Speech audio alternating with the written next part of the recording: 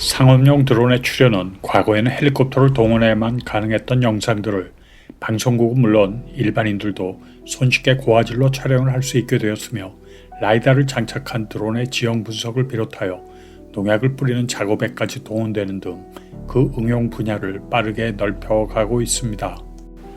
그런데 최근 몇 년 사이 우크라이나와 러시아의 전쟁에서 드론의 새로운 응용처를 발견하게 됩니다.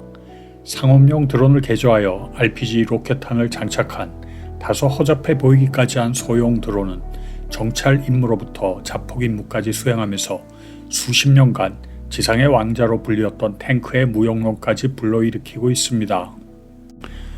아마도 TV나 유튜브를 통해서 이런 장면을 자주 접하셨을 것입니다.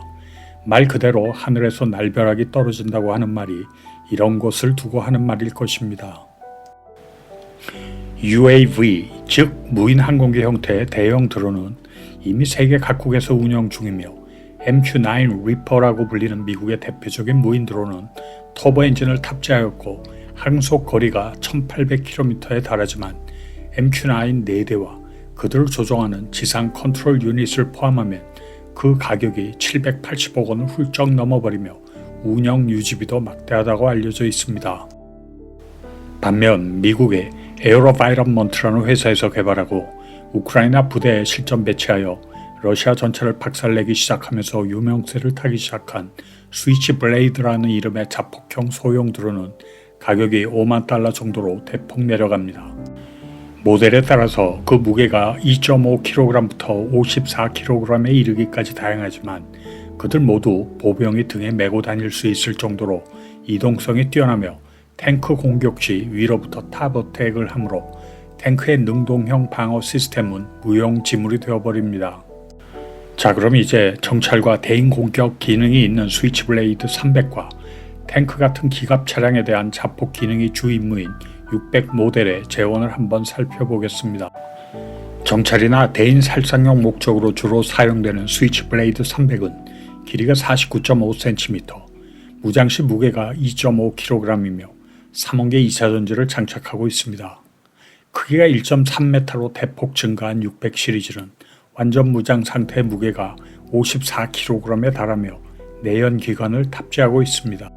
스위치블레이드 300 시리즈의 작전 반경은 10km이며 15분간 채공할 수 있는 반면, 600 시리즈는 40km의 작전 반경과 40분의 채공 능력을 보유하고 있습니다.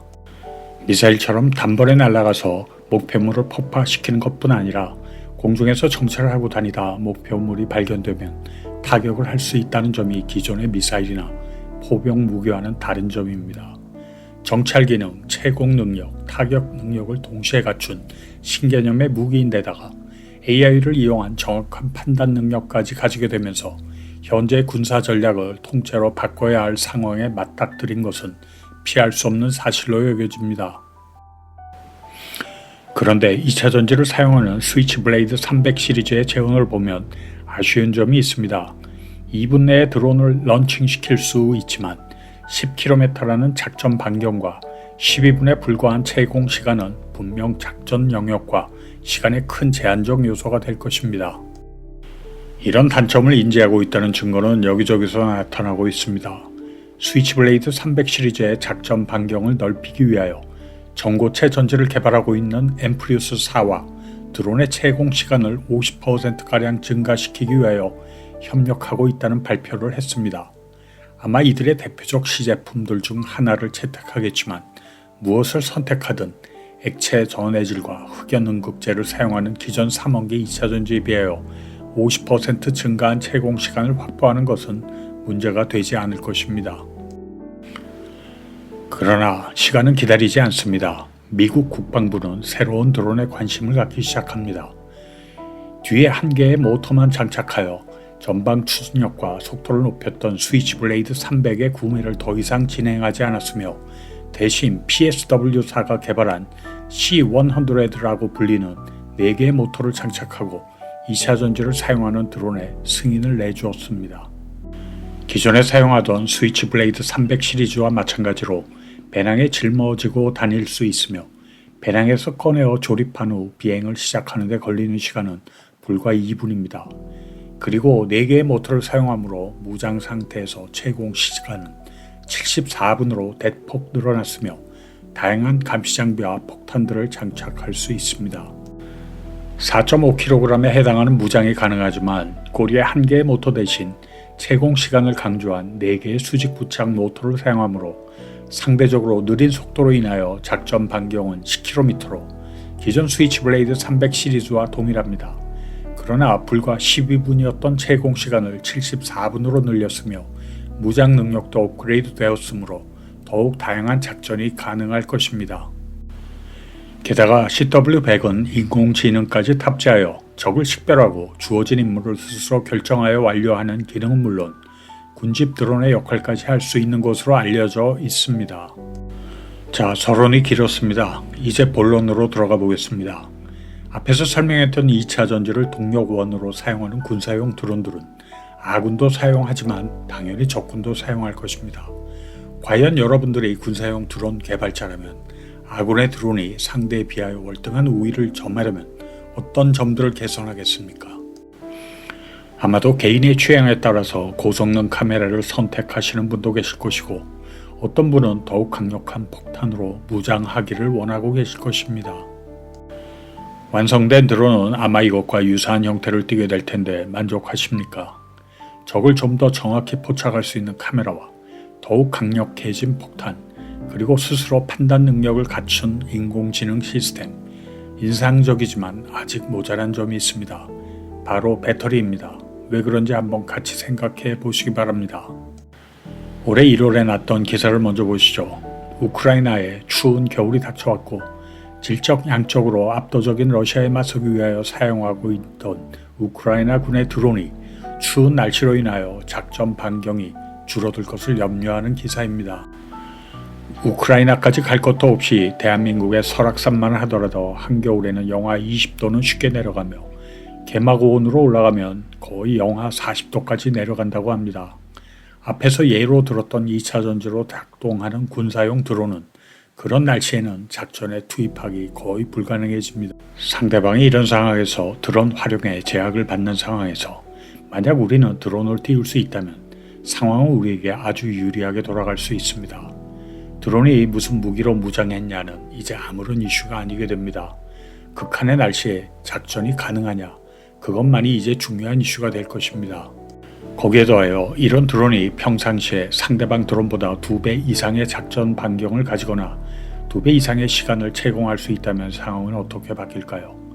예를 들어 앞서 언급했던 C-100 드론이 74분의 채공 시간과 10km의 작전 반경을 기록했는데 그의 2배인 2시간 반을 날아다닐 수 있으며 20km의 작전 반경 능력을 가졌다면 말이죠.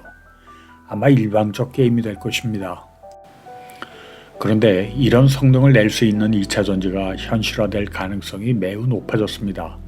아니, 마음만 먹으면 얼마든지 제작할 수 있는 수준에 도달했다고 판단되는데 그 정체는 바로 리튬 설퍼 전지입니다.